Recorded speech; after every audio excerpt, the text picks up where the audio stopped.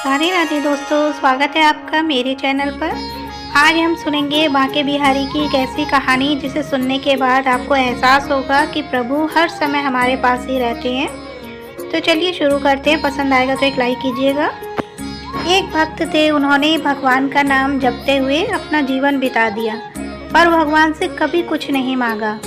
एक दिन वे भक्त बांके बिहारी मंदिर गए, पर यह क्या, वहाँ उन्हें भगवान दिखे ही नहीं। वे आसपास के अन्य भक्तों से पूछने लगे कि आज भगवान कहाँ चले गए। सब उनकी ओर हैरानी से देखते हुए कहने लगे, भगवान तो ये रहे, सामने ही तो हैं, तुझे नहीं दिखते, तू अंधा है क्या। उन भक्त ने सोचा कि सबको दिख रहे हैं, मुझे क्यों नहीं दिख रहे। मुझे ये सब दिख रहे हैं, भगवान ही क्यों नहीं दिख रहे। ऐसा विचार कर उनका अंतःकरण ग्लानि से भर गया। वे सोचने लगे, लगता है कि मेरे सिर पर पाप बहुत चढ़ गया है, इसलिए मुझे भगवान नहीं दिखते।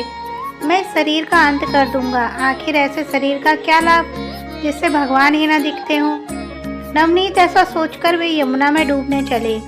इधर अंतर्यामी भगवान एक साधु का वेश बनाकर एक कोड़ी के पास पहुँचे और कहा कि ऐसे ऐसे एक भक्त यमुना को जा रहे हैं, उनके आशीर्वाद में बहुत बल है। यदि वे तुझे आशीर्वाद दे दें तो तेरा कोढ़ तुरंत ठीक हो जाएगा। यह सुनकर कोढ़ी यमुना की ओर दौड़ा। उन भक्त को पहचानकर उनका रास्ता रोक लिया और उनके पैर पकड़कर उनसे आशीर्वाद मांगने लगा।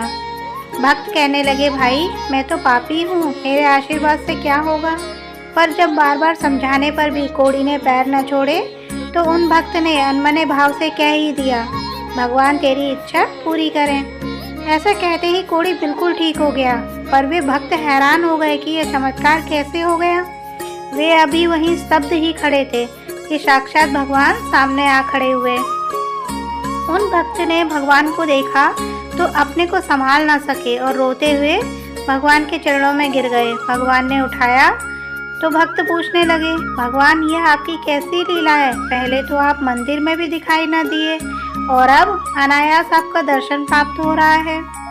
भगवान ने कहा, भक्तराज आपने जीवन भर जप किया पर कभी कुछ नहीं मांगा।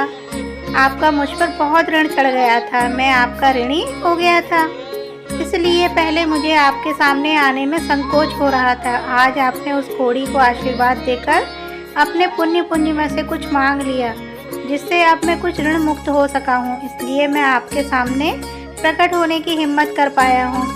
दोस्तों, वे भक्त धन्य हैं जो भगवान का नाम तो जपते हैं पर बदले में भगवान से कभी कुछ नहीं मांगते।